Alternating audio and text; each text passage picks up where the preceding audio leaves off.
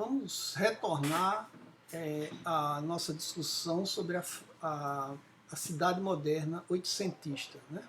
Nós já vimos uma série de elementos que compõem essa cidade moderna, né, a partir da experiência de 3 grandes cidades, Londres, Paris e Nova York. E aqui a gente gostaria de inserir novos aspectos, né, para a gente pensar novas dimensões, para a gente pensar essa cidade moderna. E eu chamaria logo a atenção desse aspecto a um trabalho recém-publicado, né, acho que 2015, 2016, do historiador Jonathan Conlin, né? Ele escreveu um livro chamado História de Duas Cidades, né, Paris e Londres, o nascimento da cidade moderna. E é muito interessante esse livro, porque o Conlin coloca uma série de elementos importantes, né, além desses que nós já trabalhamos, né, para definir o que se caracteriza essa cidade moderna, né, e como ela vai assumindo esses elementos aí durante o século XIX. Quando ele se volta mais para o século XVIII e às vezes até para o século XVII. E ele vai aí, a partir desse momento, apontar alguns desses dispositivos, dessas instituições que vão caracterizando essa cidade moderna europeia, ocidental, né, que termina sendo um elemento norteador, vamos dizer assim, dos processos de urbanização, né, do urbanismo em outras partes do mundo a partir já do século XX. Né? E aí ele chama a atenção alguns elementos. Esses elementos estão presentes desde a questão da residência, da maneira de morar, das formas de viver, né? Passando pelas ruas, pela experiência do transeunte, né? no caminhar das ruas, no surgimento de algumas instituições novas, né? Como o restaurante, né? E o hábito de alimentar fora de casa, né? Comer fora de casa, no espaço público, né?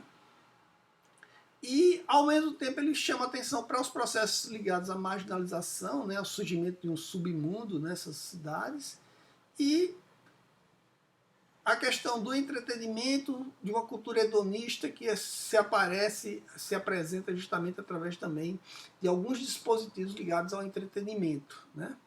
E, por fim, um outro aspecto que ele ressalta é justamente o surgimento de uma nova forma, um novo espaço justamente destinado aos mortos. Bem, a gente não vai dar conta de todos esses aspectos, o importante é justamente a leitura do livro, mas a gente vai alencar alguns e vamos chamar justamente a atenção desses aspectos no século XIX, né, a partir de algumas experiências, alguns autores que a gente tem trabalhado.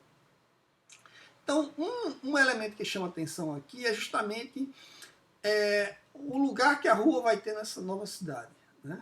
Então, a gente vai perceber justamente que a rua, né, ela vai se constituindo como um tipo, né, de experiência nova e também de estrutura nova que até então a gente não encontrava em outras cidades mais antigas. A rua, aí diga-se de passagem, uma rua diferente, uma rua que ela está acoplada, né, a um espaço, justamente um espaço para o passeio, que é a calçada. Então é esse elemento novo, né, que vai surgir justamente inicialmente em Londres, né, que é justamente a calçada, ou seja, uma via própria para o caminhar, que ela é pavimentada, né, ela vai se difundindo aí em outros países, em outras cidades, sobretudo, né, em Londres aqui, durante o século XIX, e vai se tornar justamente um elemento importante, né, dessa experiência do urbana, caminhar pelas calçadas, né, começar justamente a percorrer as ruas num espaço próprio e passar a ter uma relação diferente com esse mundo urbano. Né. Só para a gente ter uma ideia dos dados apresentados pelo autor, né, em 1822, Paris era uma cidade que ela se vangloriava por ter 267 metros de calçada em toda a cidade. Ou seja, muito pouco, né, para os padrões de hoje, 267 metros de calçada.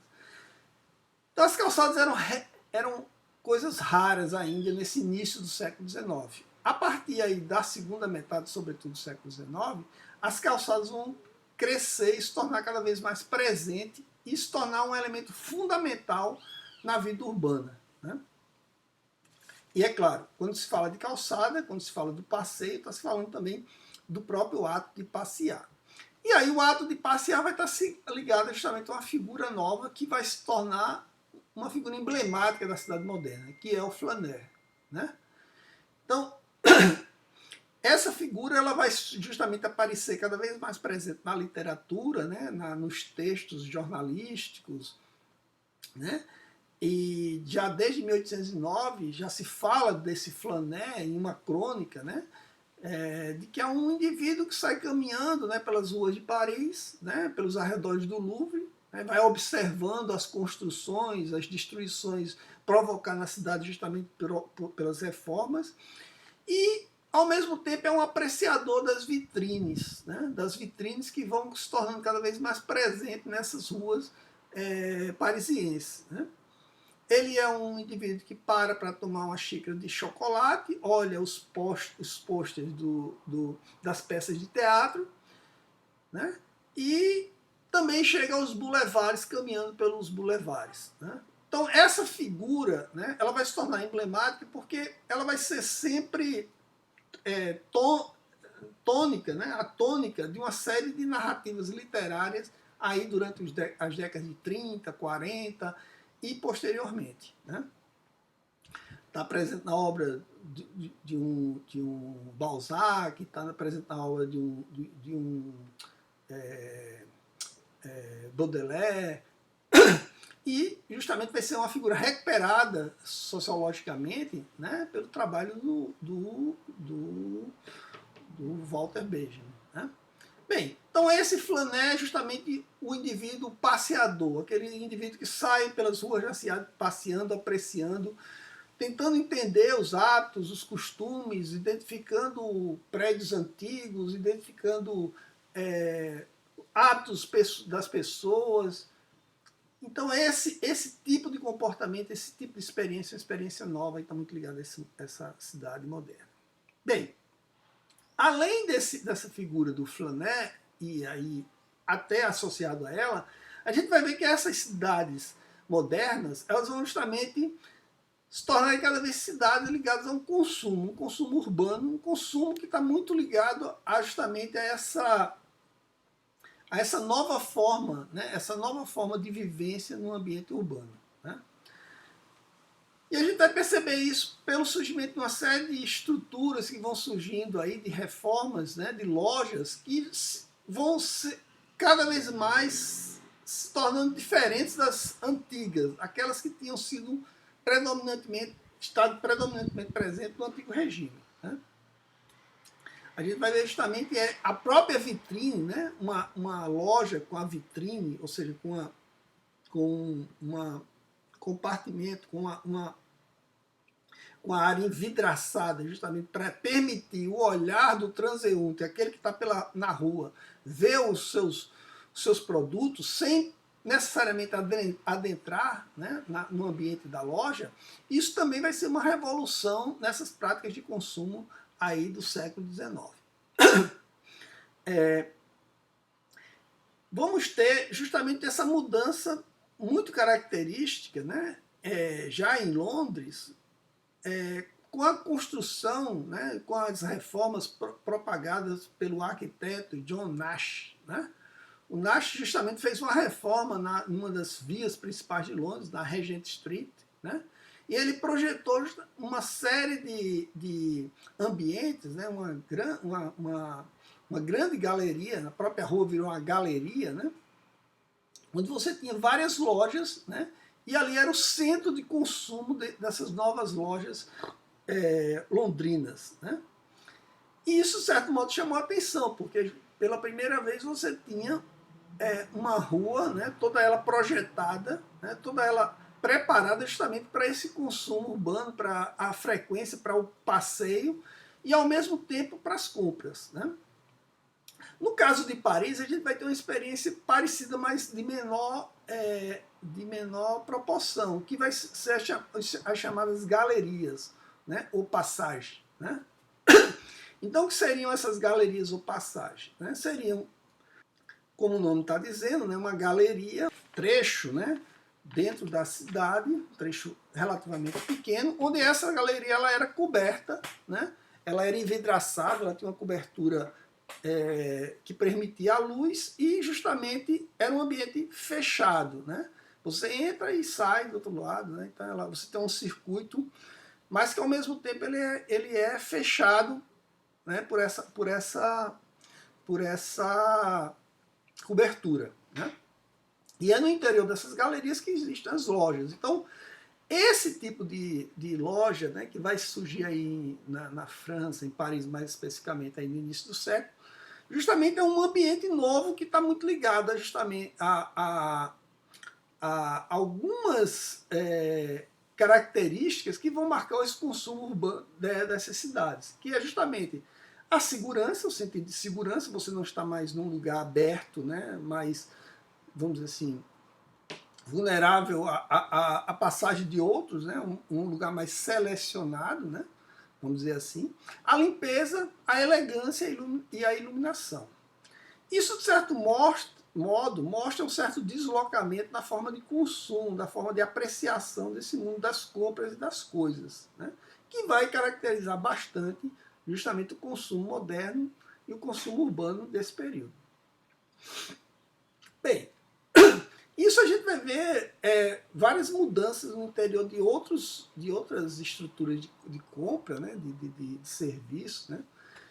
Que vão começar a tentar associar a compra ou o próprio serviço a um ambiente que é de sociabilidade e ao mesmo tempo de lazer. Então essas coisas começam a se casar cada vez mais. Né? Quer dizer, você vai às compras, mas você não vai só apenas para comprar, você vai lá para socializar, né? Estabelecer alguns laços de sociabilidade e ao mesmo tempo você vai para desfrutar elementos de lazer. Um dos dados aqui apresentados é justamente os próprios cafés que vão se modificar nesse período. Né? O café La Régence, um café na França, que é um café que vem lá do século XVII, né? No século XIX ele começa justamente a modificar, a partir de 1840 e 1850, ele já realiza no seu interior disputas de jogos de xadrez, né?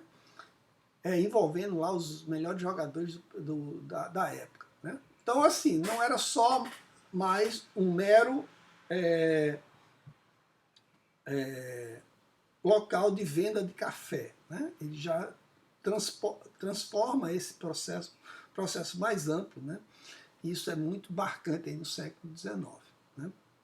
Bem, mas é sobretudo no tipo de loja que vai surgir aí no XIX que a gente vai ver essa mudança mais profunda, vamos dizer assim, na vivência, né, das compras desse homem moderno e sua relação com a própria cidade, que são as lojas de departamentos. Né?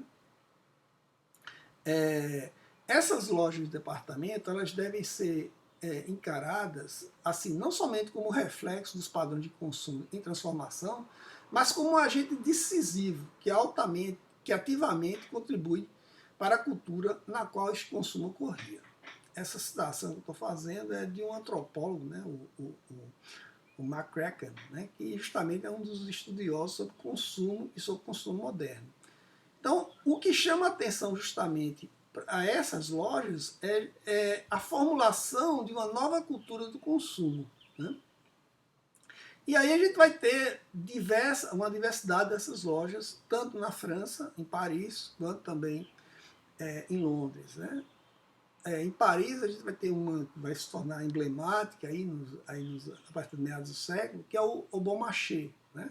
Uma loja de departamento justamente que foi grande responsável para o surgimento, né, para a proposição do próprio estilo burguês aí do século XIX. Né?